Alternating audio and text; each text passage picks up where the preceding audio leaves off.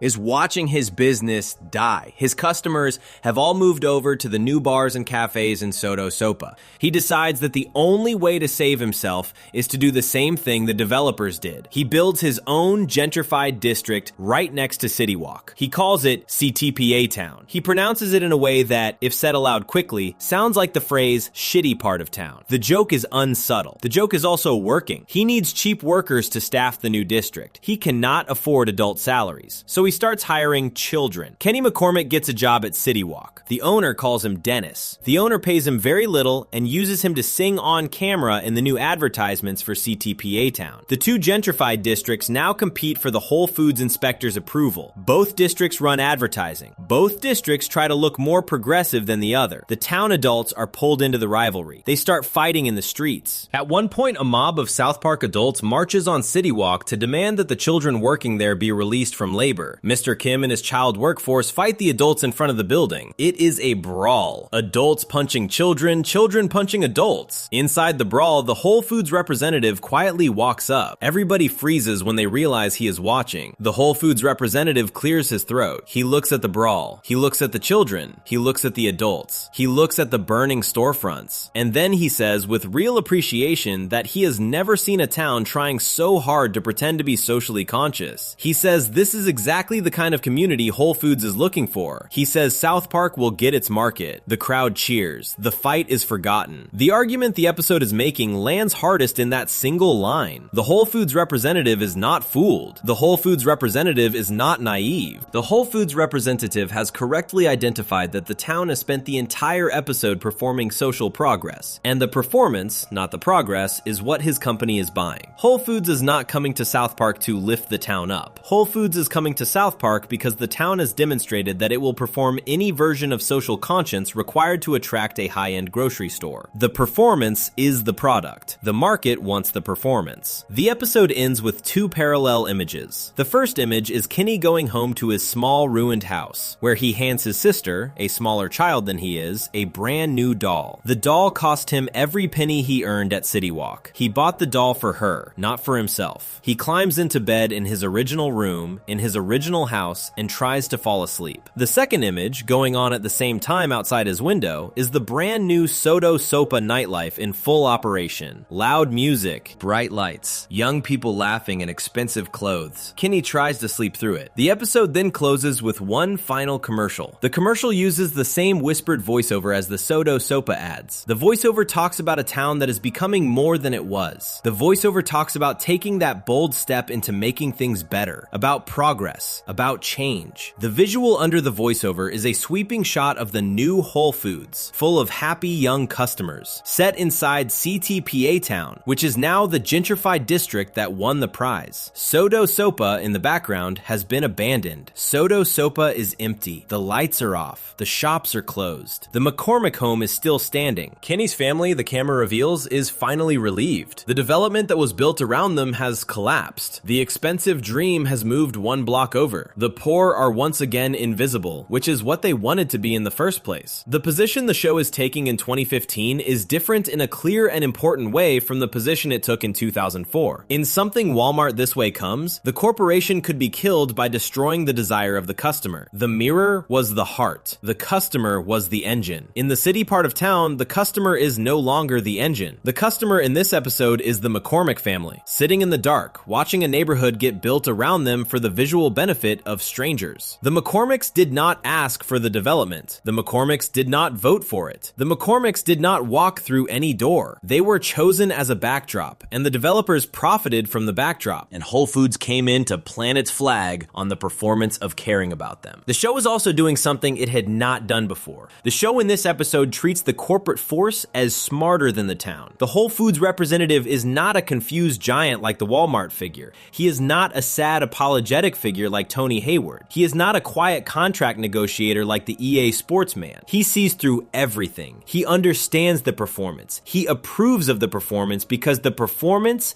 is the product his company is buying. The corporation in 2015 on the South Park stage has been promoted. The corporation is now smarter than its own customers. The corporation now knows what the customers do not want to admit they are doing. Before we move on, if you're enjoying this analysis, please consider subscribing. It helps the channel tremendously. That promotion question changes the whole shape of the argument the show had been making since 1998. The customer is no longer the secret villain. The customer is being studied. The customer is being measured. The customer is being marketed to by people who know more about the customer than the customer knows about himself. And the new economic enemy on the South Park stage will not be a building or a chief executive or a contract. The new enemy will be a single man, designed to look like a creature from a 1960s science fiction show, sitting in the mayor's office with a power switch that can shut off your delivery account if you do not behave the way he wants you to behave. Section 8. Unfulfilled and the show's most anti-capitalist episode. The 9th episode of the 22nd season of South Park aired on the 5th of December 2018. It is the episode that more than any other in the show's entire history sat reviewers up in their chairs and made them wonder if they were watching the same show they had been watching for the previous 20 years. The AV Club called it the most anti-capitalist episode the show had ever made. IGN, in its review the next morning, pointed out that the arguments inside the episode were further to the left than anything Parker and Stone had been associated with for 2 decades. Both reviewers, working independently, ended their pieces with the same kind of question. The question was, did the show just say what it sounded like it said? The episode is called Unfulfilled. The title is a play on the word fulfillment, which in the context of online shopping refers to the warehouses where goods are picked, packed, and shipped to customers. By 2018, those warehouses were everywhere. The largest network of them in the world belonged to a single company. That company was Amazon. The man in charge of Amazon was Jeff Bezos. He was, in 2018, the richest person on the planet. The episode opens with the town of South Park getting an Amazon fulfillment center. The fulfillment center has just been built. It is enormous.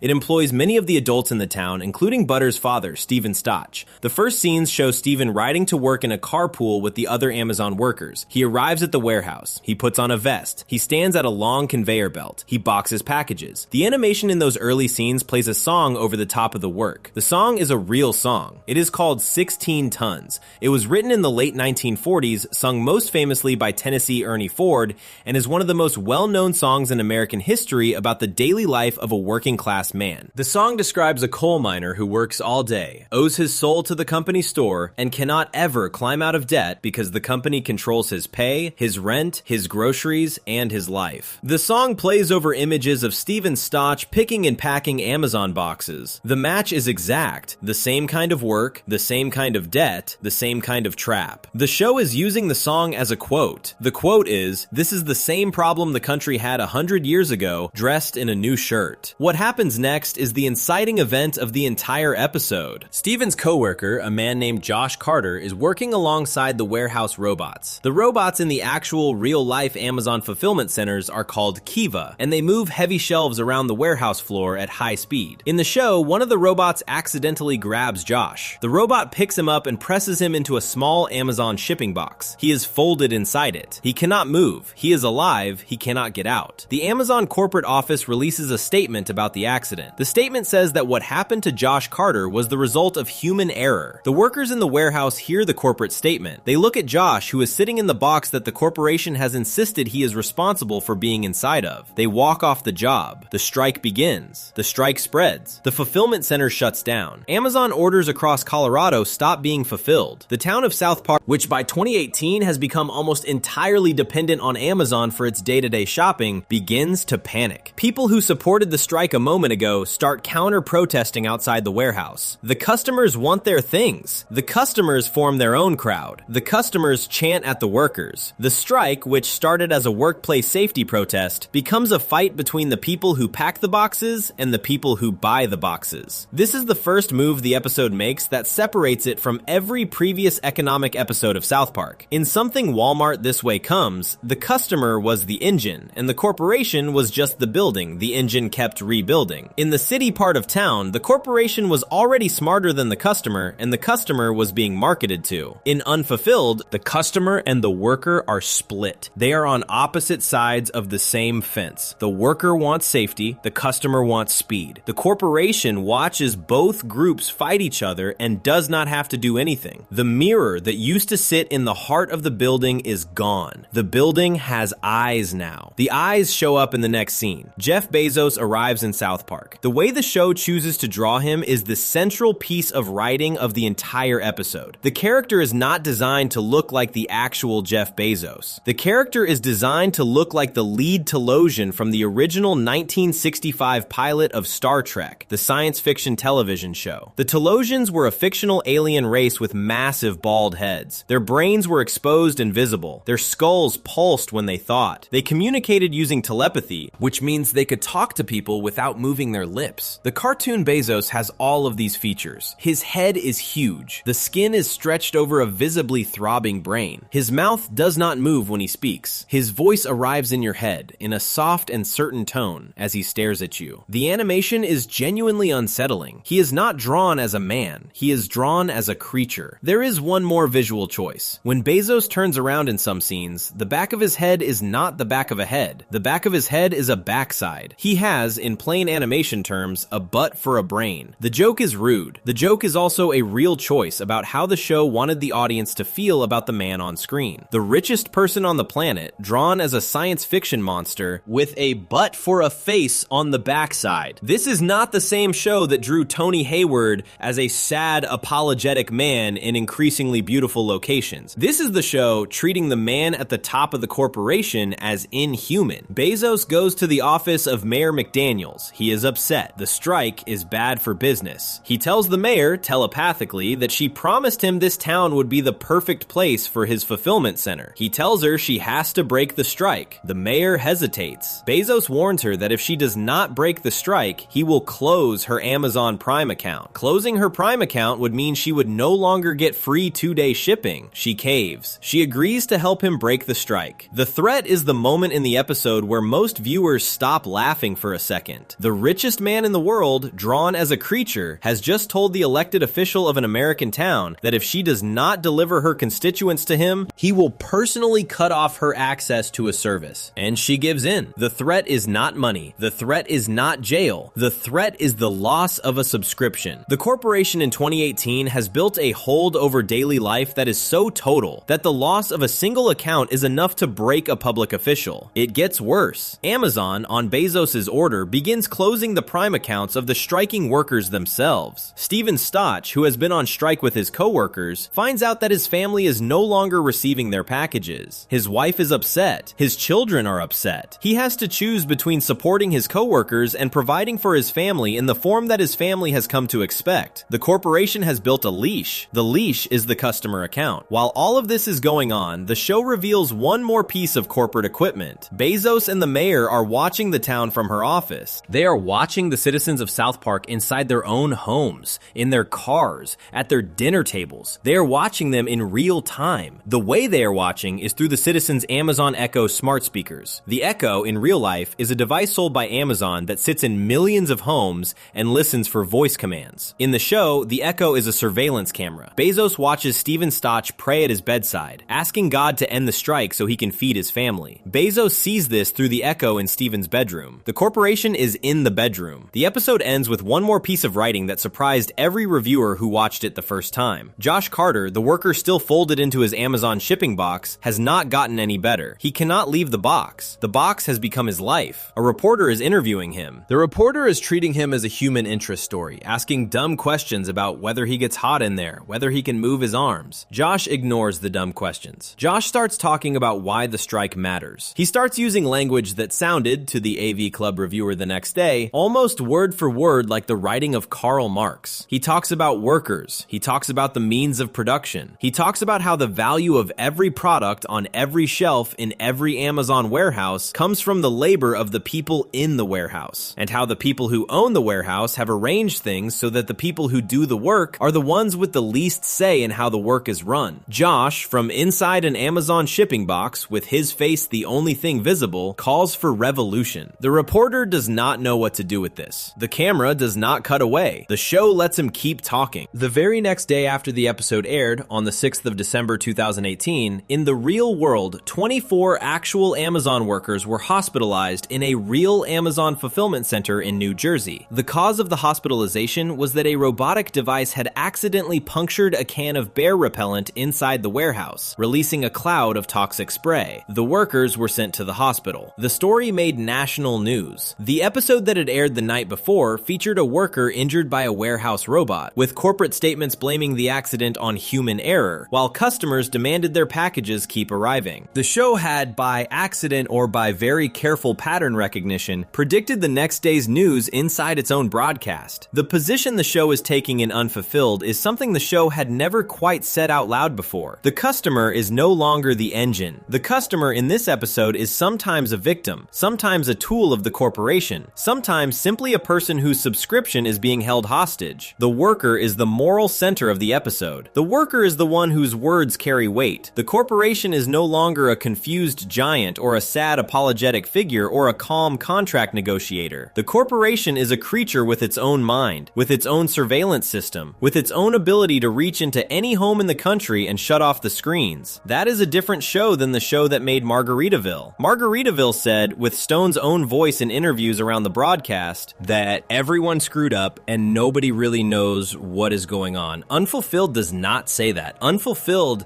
puts a worker in a box and lets him quote the man whose name is the loudest insult in American politics. Unfulfilled draws the boss as a creature with a brain on the outside. Unfulfilled lets the corporation watch a man pray through a speaker on his nightstand. What the show is doing in 2018, even if Parker and Stone never publicly say so, is drawing a line. The customer can still be foolish. The customer can still be greedy. The customer can still be all the things South Park has accused the customer of being for 20 years. But the customer is no longer the heart of the system. The system has a different heart now. The heart sits in a corporate office with an exposed, pulsing brain and a butt for a face. The heart speaks without moving its lips. The heart can take away your account. Before we move on, if you're enjoying this analysis, please consider subscribing. It helps the channel tremendously. Around the same time the show was building this new shape for the corporation,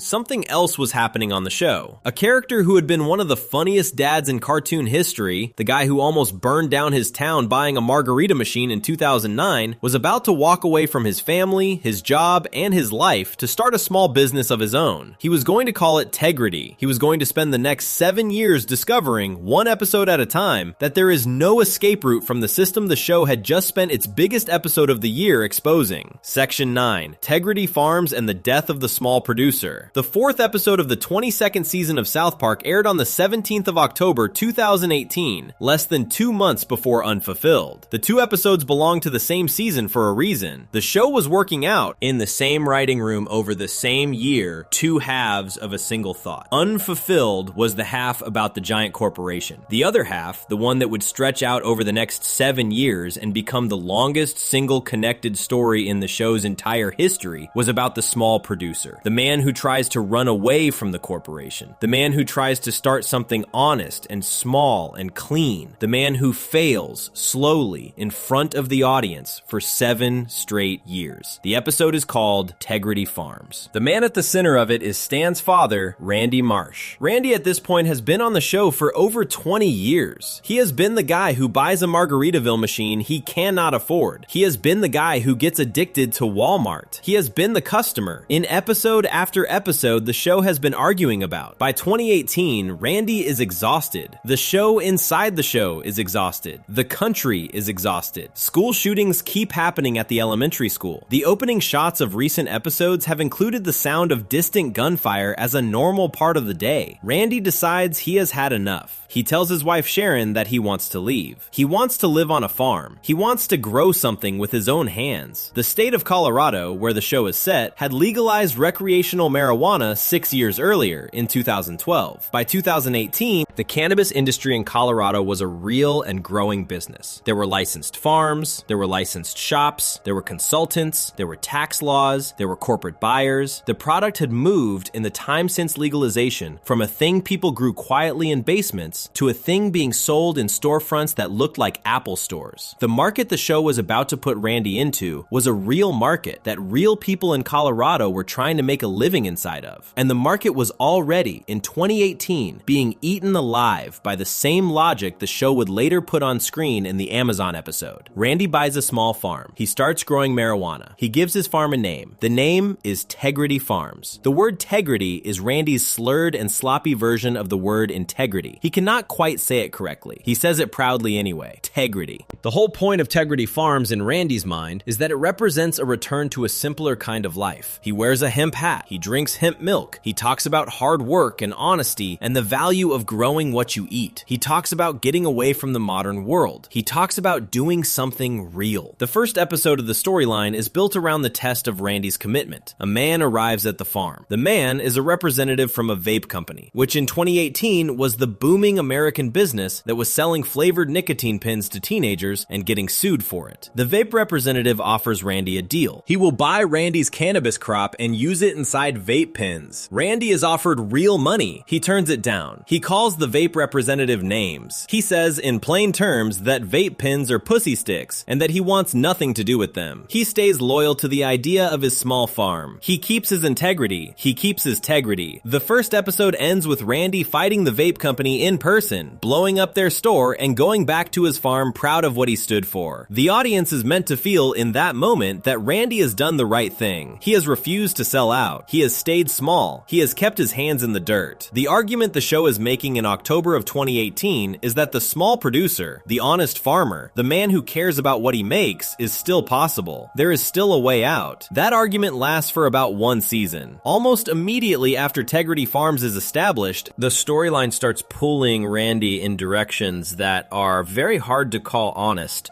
In a later episode that same season, Randy travels to China to expand his business. The episode is called Banned in China. It aired on the 2nd of October 2019. The premise is that Randy wants to grow Tegrity into a global brand, and the largest market on the planet for almost any consumer product is China. He flies there, he gets caught by Chinese customs because cannabis is illegal in China.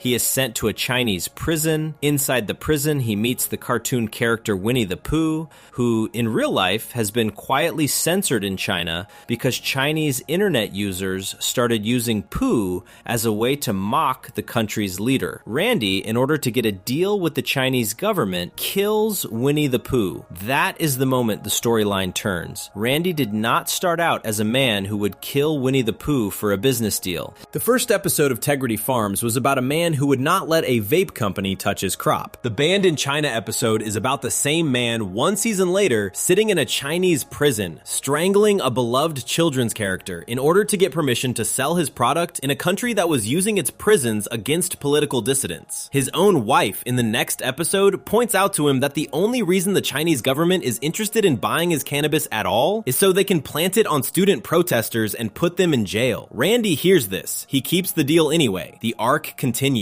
The storyline keeps adding new pieces to it, and each new piece moves Randy further away from the man who refused the vape company. He opens a fast food restaurant called Tegrity Burger that uses cannabis leftovers as the base for plant-based burgers. The burgers are a hit. Then it comes out that Randy and his business partner Towley killed 200 actual cows to launch the burger line. The plant-based marketing was a lie. The cows had to die for the line to ship. He attends a major cannabis industry trade show in an episode called The Big Fix, which aired on the 2nd of February 2022. At the trade show, he is told that his farm does not have enough black employees to be marketable to the modern consumer. He spends the rest of the episode trying to hire black employees in a panicked, embarrassing rush. Not because he wants to do it, but because the industry has told him he has to perform diversity to keep his business alive. The performance, the show is saying, is now part of the product, just like it was in the Whole Foods episode. Tegrity Farms is no longer a small farm with a moral center. Tegrity Farms is a brand that has to be marketed. The storyline carries on through the COVID pandemic. The show makes a series of long-format specials during the lockdown years, and Tegrity Farms appears in them. In the future set specials called Post-COVID, the audience sees that Tegrity Farms, in the show's own future timeline, has fallen apart. The farm is in ruins. Randy has been blamed for spreading the pandemic itself because some of his undocumented farm workers were infected, and the conditions on the farm helped the virus jump. He is hiding from the law in a retirement home, clutching the last marijuana sprout from his original crop. The man who started the storyline as the symbol of escape from the modern economy is, in his own future, broken by it. The way the storyline ends is the part that most viewers did not see coming. The third episode of the 27th season of South Park aired on the 20th of August, 2025. The episode is called Sick of Fancy. The storyline of Tegrity Farms, which had been running through the show for almost 7 years, is concluded inside it. The opening of the episode shows Randy's undocumented farm workers being grabbed by federal immigration agents and removed from the farm. Randy has built his business on labor he does not pay full wages to and cannot legally hire. The federal immigration enforcement in the second Trump administration has has come for that labor. The farm is now empty. Randy panics. He has no workers. The crop is rotting. He cannot run the business by himself. He turns to the technology that by 2025, every failing American small business owner is being told will save him. He turns to the chatbot ChatGPT for advice. He starts microdosing a drug called ketamine, which by 2025 has become the favorite drug of the technology executive class, sold to them as a way to think more creatively and run their companies more efficiently. Randy and his business partner Towley sit in front of the computer, doses of ketamine in their bloodstreams, asking the chatbot how to save their farm. The chatbot, in plain terms, cannot save it. The advice is empty. The ideas are bad. The drug does not make them smarter. The drug makes them tired. By the end of the episode, the farm is finished. Sharon, Randy's wife, sells Tegrity Farms to an unnamed buyer. The audience never finds out who. The farm is gone. The 7-year storyline is over. Randy moves out of the farmhouse. He goes back to being the regular Randy from before 2018, the one who lived in the suburbs and worked a normal job. The man who tried to escape the system in 2018 is, in 2025, sitting on his couch with no farm and no business and no integrity left to lose. The structural irony of the entire arc is the part that most viewers absorb without quite naming it. The Colorado cannabis industry, which Randy was supposed to be the small, honest face of, did exactly what the storyline predicted it would do. The market grew. By 2023, the legal cannabis market in Colorado was worth more than $30 billion. The growth was not powered by small farms. The growth was powered by corporate operators. The big chains bought up the small farms. The small farms could not compete on price. The small farms could not compete on shelf space. The small farms could not afford the lawyers and the consultants and the marketing budgets the new corporate buyers came with. By the time the show shut Tegrity Farms down in 2025, the real-life version of Tegrity Farms had been driven out of business across the entire state. The position the show is taking by the end of the Tegrity arc is something it could not have said in 2009 or even in 2015. The position is that there is no clean exit. The position is that you cannot run from the system by buying a farm. You cannot run from the system by going small. You cannot run from the system by calling your product organic or honest or hand-grown or integrity rich. The system finds you. The vape company finds you. The Chinese government finds you. The trade show finds you. The performance of diversity finds you. The labor enforcement finds you. The chatbot finds you. The corporation that wants to buy your land at a discount finds you. By the time you have spent 7 years trying to live outside the system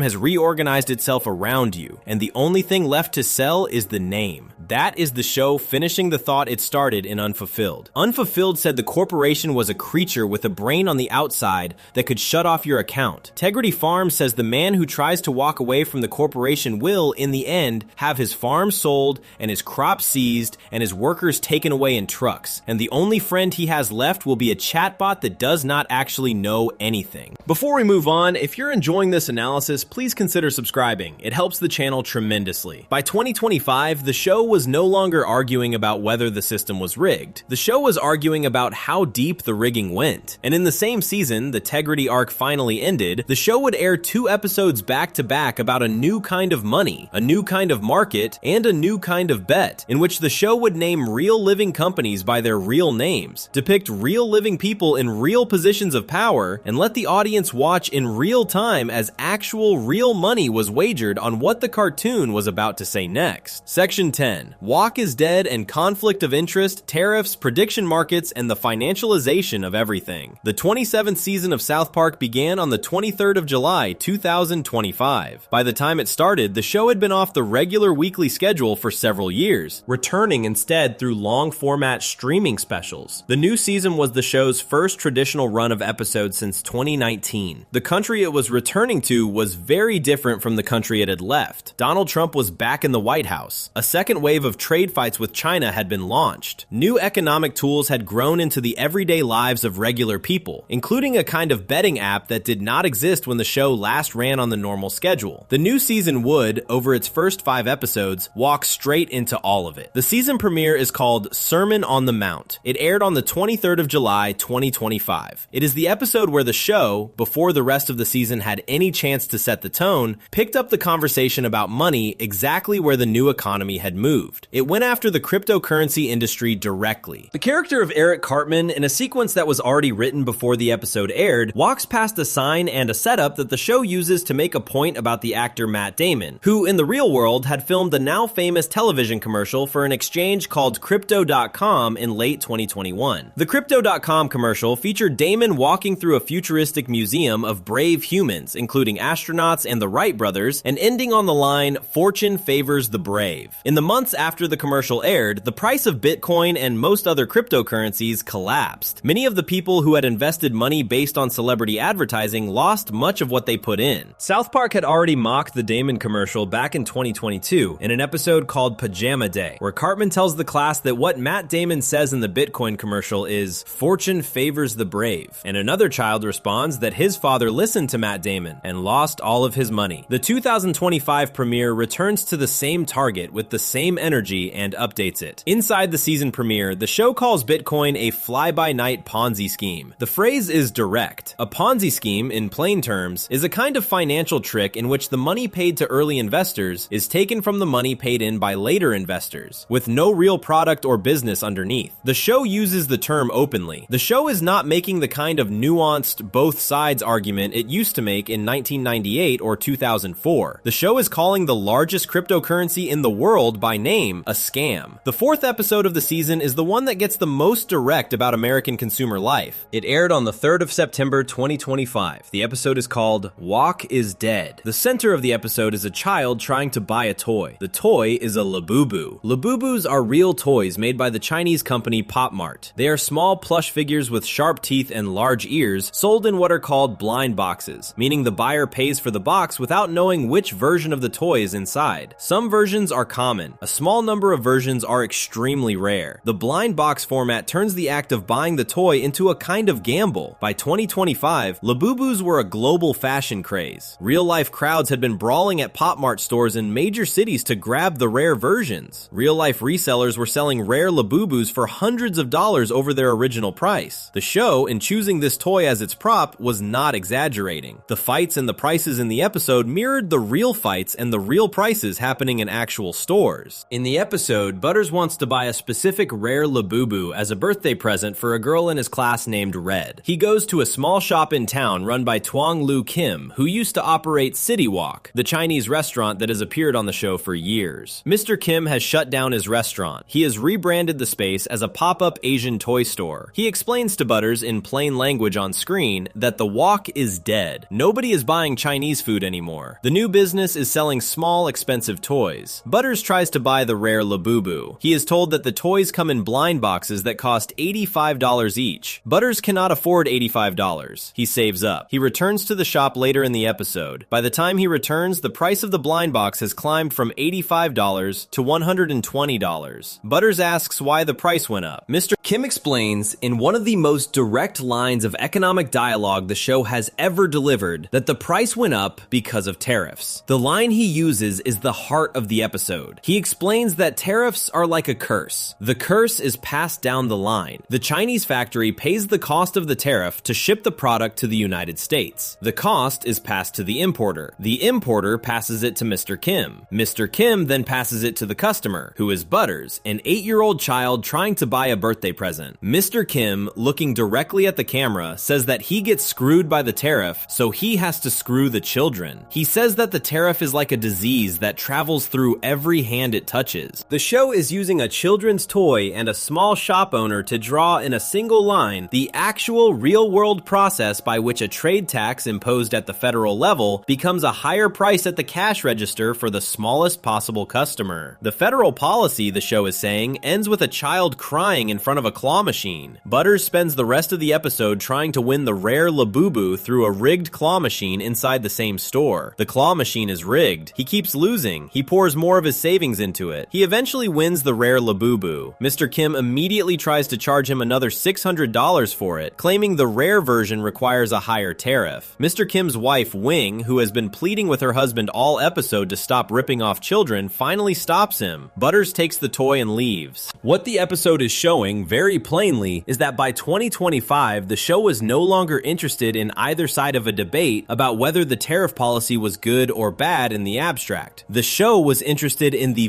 visible, on the ground, on the cash register effect of the policy on a regular person. The customer is not the engine in this episode. The customer is the 8-year-old at the bottom of the chain who pays for everything that the much bigger players further up the chain set in motion. There is no mirror at the heart of the building. There is just a kid pumping his quarters into a rigged machine. 3 weeks later, on the 24th of September 2025, the show aired the 5th episode of the season. The episode is called Conflict of Interest. It is the episode where the show stopped speaking in metaphor about Wall Street entirely. The center of the episode is a kind of business that did not exist in any meaningful way when South Park began in 1997. The business is called the prediction market. Prediction markets are websites and apps where users can place real money bets on the outcome of real-world events. The events can be elections, the events can be sports games, the events can be Federal Reserve decisions, the events can be television show plot points. By 2025, 2 of these companies had become the most prominent in the United States. The first was a company called Polymarket. The second was a company called Kalshi. Both are real companies. Both had raised hundreds of millions of dollars in 2025. Both had, in different ways, found a path through American gambling laws to operate at the federal level. Polymarket runs on a kind of digital currency. Kalshi is approved by the Federal Trading Commission. The episode names both of them on screen in dialogue with their actual real-life logos and brand names. The episode also names a real living person. Donald Trump Jr., the elder son of the President of the United States, had in real life joined Polymarket as a strategic advisor in August of 2025. He had been named a strategic advisor at Kalshi earlier in the same year. The episode shows a character who looks and sounds like Trump Jr. acting as a so-called highly professional strategic advisor to the federal regulators that are supposed to oversee the very same companies he is being paid by. The joke does not need to be unpacked. The man whose family runs the federal government is being paid by the companies the federal government is supposed to be checking on. The conflict of interest in the title of the episode is not metaphorical. The conflict of interest is the man. In the episode, the boys at South Park Elementary discover that the kids in their class have started using a prediction market app on their phones. The app lets them bet on anything. They bet on what the school lunch will be. They bet on which child will get detention. They bet on which teacher will yell first. They start betting, in one of the most pointed bets in the episode, on whether Kyle's mother, a Jewish American character named Sheila Broflovsky, will travel to the Middle East and personally bomb Gaza. The bet is treated as a joke and as a moral horror at the same time. The kids are not betting on a sports outcome. They are betting on whether a real woman, a parent of one of the main characters, will commit a war crime. While all of this is happening, the show breaks the fourth wall in a way it had never quite done about a financial business before. In real life, on the night the episode aired, both Polymarket and Kalshi had set up real-life betting markets on what would happen inside the episode itself. Real users could bet, with real money, on whether the words Polymarket or Kalshi would be set on screen. They could bet on how many times the word predict would be used. They could bet on how many times the name Trump would be mentioned. They could bet on individual jokes the show had not even aired yet. By the time the episode finished broadcasting, more than $150,000 in real money had been wagered on the real platforms about the contents of a cartoon that was making fun of those exact platforms. The episode aired, the show named both companies. The companies, instead of being upset, posted screenshots of their own appearance in the episode on their social media accounts. Polymarket changed its banner image to a picture of Stan and Cartman from the episode. The companies treated being mocked as free advertising. The episode that called them out had become, inside their own ecosystem, the most popular live event of the week. The show had tried to expose them. The exposure had been turned into a marketing campaign in real time while the episode was still on the air. That is the position the show has reached by the end of the 27th season. The show has gone, in 17 years, from the bank teller smiling and saying, "And it is gone," in 2009, to a market in 2025 that sells on its own platform, bets on what the show is about to say about the market. The system has absorbed the criticism. The criticism is a product. The product is being sold back to the audience while the audience is watching the criticism. What the show is saying about money in 2025 is the most direct economic argument it has ever made. The argument is that every part of life has been turned into a thing that can be bought and sold. A trade policy becomes a higher price for a child's toy. An election becomes a betting line. A grandmother dying becomes a market spread. A cartoon making fun of the markets becomes a market in itself. The corporation has stopped being a building building you can burn down. The corporation has stopped being a chief executive you can interview. The corporation has become the way the country itself is now organized. From the federal regulator down to the kid in the lunchroom looking at his phone to see whether his friend is going to get in trouble. That is the end of the journey. The bank teller in 2009 could only steal $100 at a time. The Whole Foods inspector in 2015 could buy a neighborhood. Jeff Bezos in 2018 could shut off your account. The chatbot in 2025 could empty out a farm. And the prediction market app in the same year could turn the show that had been mocking American money for almost 3 decades into another line item on its own balance sheet. The story of South Park versus Wall Street, watched all the way through from Gnomes in 1998 to Conflict of Interest in 2025, is the story of a show that started by saying everyone is a little bit guilty and ended by saying that the guilt does not really matter anymore because the system has moved past the question of who is to blame. The system is now the air. The system is now the phone. The system is now the toy. The system is now the bet on the toy. And the small fat boy in the costume of a 19th century plantation owner asking how they get away with it has, 14 years after asking, finally watched the answer become the entire country. If you enjoyed this video essay, make sure to subscribe. Thanks for watching, and I'll see you in the next one.